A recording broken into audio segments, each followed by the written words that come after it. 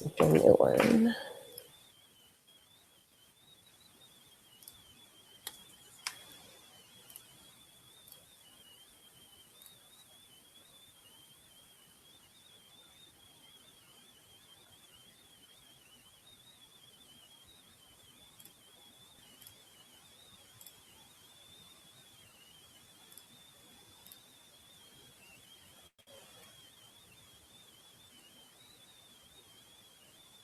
Got it.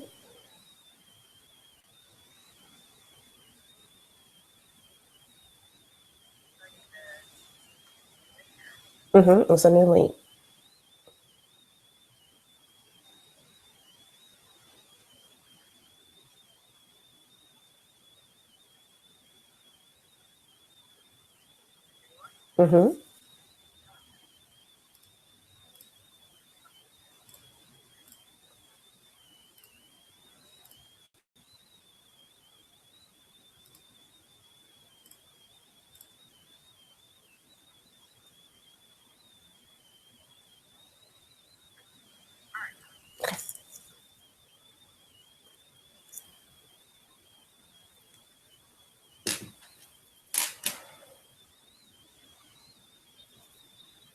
Good morning. Good morning. How are you? I'm doing good. Thank you for joining me. Thanks for having me. Great. So, ladies and gentlemen, we are online here this morning with Miss Dominique Broadway. She is known as the finance guru for the Millenials, along with a lot of other host accolades, and I'm just going to read them off right now. Okay. She is a personal finance coach. She is a speaker, entrepreneur. She is the founder of Finances Demystified and the Social Money Tour. She has been featured on Yahoo, MarketWatch.com, SmartCEO, featured in USA Today, Black Enterprise, US News, and much more. Dominique is going to be one of our distinguished speakers at the Signature CEO Conference this year, and she's going to be talking about managing your money and making more as an entrepreneur. But before we get into all of that, just want to highlight you, Dominique. Kind of tell everyone, how did you get into being a finance guru? Wow. Well, I guess a long story short, I started out, I went to Bowie State University. I majored in banking and finance, and I started out basically working with high net worth individuals. I started out working at UBS Financial Services and working with clients that had like $30-40 million in investable assets. And after a while, I realized that I kind of enjoyed it, but I didn't really love it. And I decided that I really got into this business because I wanted to help people who were more like me, that didn't have $20-30 million in assets. And I wanted to be able to help people, kind of get to that point, hopefully one day. And it was interesting. A lot of my friends kept coming to me, asking me for financial advice, and I couldn't help them. And the reason I couldn't help them is because they didn't have, at least $1 million that was required to come to the firms that I was at. So after, kind of hopping around to a couple different firms and, making really good money, I realized that the money was good, but the passion wasn't there. So I ended up quitting my job. I'll definitely talk a lot more about that story at the conference because people always seem to love that whole how I quit my job story. But I'll talk a lot more about that. But I ended up quitting my job, getting a booth at For Sisters Only, paid $1,000 for the booth, and basically ended up just. But I'll talk a lot more about that. But ended up quitting my job. Okay, sorry about that. No, it's okay. So I basically paid $1,000 for the booth For Sisters Only, got a booth there, and basically just that's kind of how my business launched. I had about 95 people that signed up to become clients. I made a third of them clients, and it's kind of how I got to where I am today. And after that, I just started winning, all these awesome awards and getting, accolades for the work that I'm doing. Okay. Not just with millennials, but with entrepreneurs and creatives and, just anyone that really needs financial advice that's not accepted by a traditional financial planning or investing firm. And what would you say is your ideal client? I know you kind of hinted on millennials a little bit, but what type of client comes to you? So most of my clients they're millennials, they're entrepreneurs, they're creatives, they're people that, a lot of times when we have that first conversation, like they went to, a Morgan Stanley or a Wells Fargo or something like that, or not Wells Fargo, Morgan Stanley or a Merrill Lynch or those type of places, and tried to get help, and they didn't have even the minimum $100,000 that was required to become a client. So my clients there, like I said, they're millennials, they're entrepreneurs, they're creatives. So they're owning businesses, they're starting families, they're getting married, they're buying their first house or their second house, they're buying an investment property. They are opening their own law firms or opening their own companies. So it's really exciting working with these people, because everyone that I work with, I feel like, is in some sort of transition, even if it's just a transition of switching a job, and they need advice on, this new salary that I'm making, or changing those 401k options or whatever it may be. So it's pretty exciting, I have to say. And how long do you follow them, or how long are they your client? It depends. So some clients, just kind of come and work with me for a month or two, but most of my clients end up sticking on for years. I mean, I have clients that have been with me since I started. Even, clients that maybe I brought on last time this year, most, I would say maybe 80% of them are still clients. And they kind of stick on as that kind of ongoing financial coaching client, because they want that ongoing relationship with someone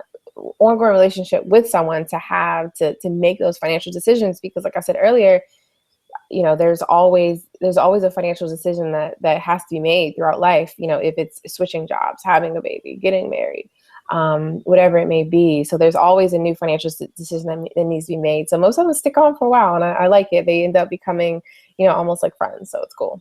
Okay. And the name of your company, Finances Demystified, how did you come up with that? That's a funny story. So I was sitting in the car, and I never forget, with me and one of my good friends were riding.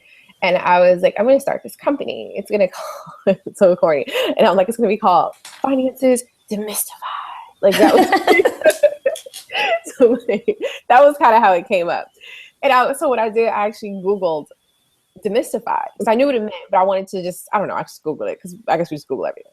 And the way it was broken up was the de.mys.ti.fied. And I said, I love that, because it also shows that we're demystifying finances, but we're breaking down finances into small pieces. So that's kind of how the Finances Demystified logo came apart.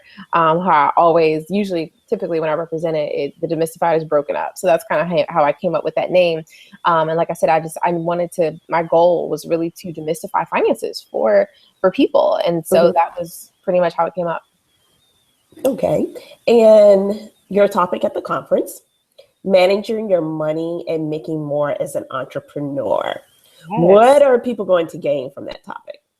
So I'm really excited about this topic. I created this a while ago, because I realized that I was meeting so many entrepreneurs that were having, it's that thing, and we're going to talk a lot about this, but that thing where you have this great idea, and you make the perfect website, and you do all the things that need to be done, but no one's buying, right?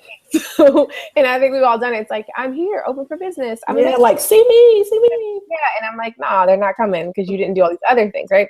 So we're going to talk about, just once you do start making that money, how to make more, managing it. So we're going to go talking about everything from how to increase your income. So strategies that I use, almost on a daily basis to increase my income, to hit my revenue goals. We're going to talk a lot about separating your business and personal expenses, because I realize that's a huge, huge issue for a lot of entrepreneurs, where they're taking the time and paying the money to get the LLC, and then they're not even separating their income. I'm separating their business and personal expenses, which, makes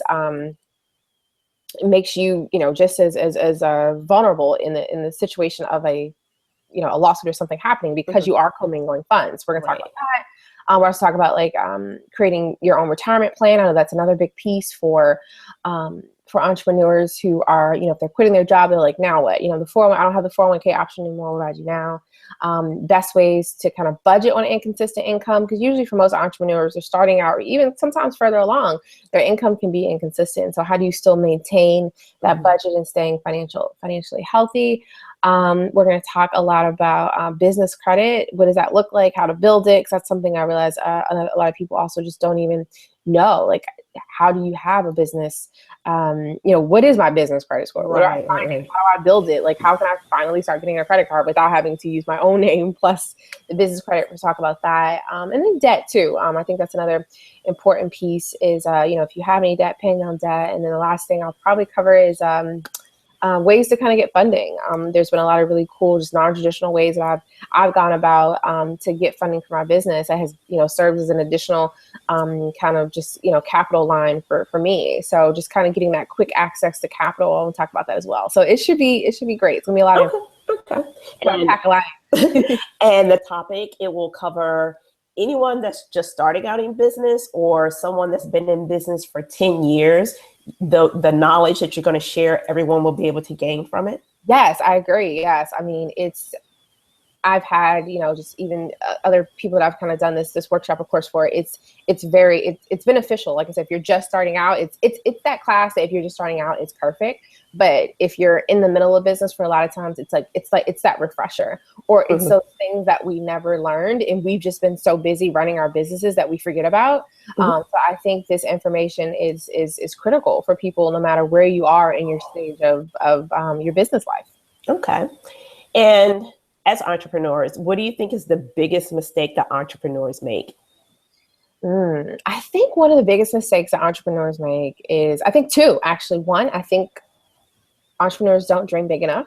One, Oh. I think they don't think about the possibilities of where their business can go. I think they think it's great to be a small business, and if you want to maintain yourself as a small business, that's fine. But I think entrepreneurs don't try to think bigger. They don't try to be the number one financial advisor in the country, or try to be the number one financial planning firm, or the number one event planning firm, or whatever it may be. I think they don't think big enough. One, I think that's one issue. Two, I think that they don't set revenue goals. I think I meet so many entrepreneurs who are just out here and they're making money, which is great. But are you hitting those goals? Are you checking, your numbers every month to make sure you're increasing and not decreasing, and you're not stagnant?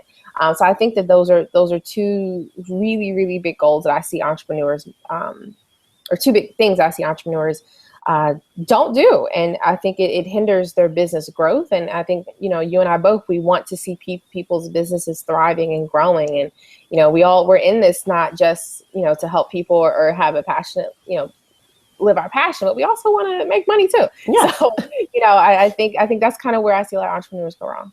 Okay. Well, I am definitely excited to hear you talk. I've been following you for so long, and, love what you're doing out there to help us to be more sound with our businesses and be true entrepreneurs, being that guiding light for us. Anything else that you want to share with the audience in reference to Dominique Broadway? No, not really. I mean, I'm here for the conference. I'm really excited about it. So make sure you all come out. I have tons of just lessons I want to give to you about things that I've learned as an entrepreneur along the way. And then that's really what it's about. So, thanks again for having me. And I can't wait to see you all. And one last question. Why do you think people should attend the Signature CEO conference? Why not?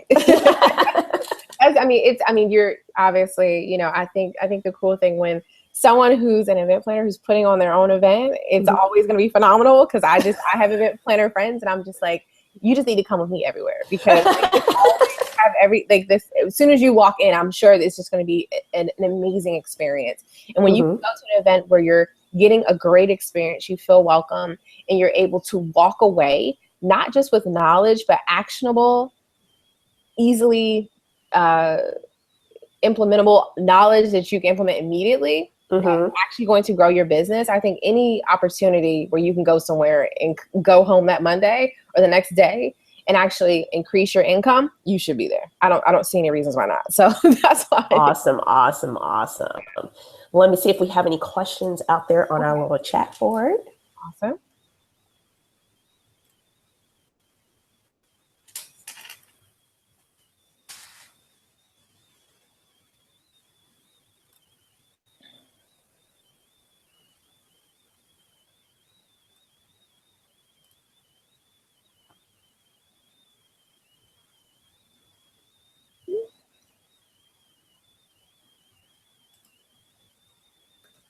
So no questions right now, but I'm pretty sure that there will be plenty of questions for you at the Signature CEO Conference.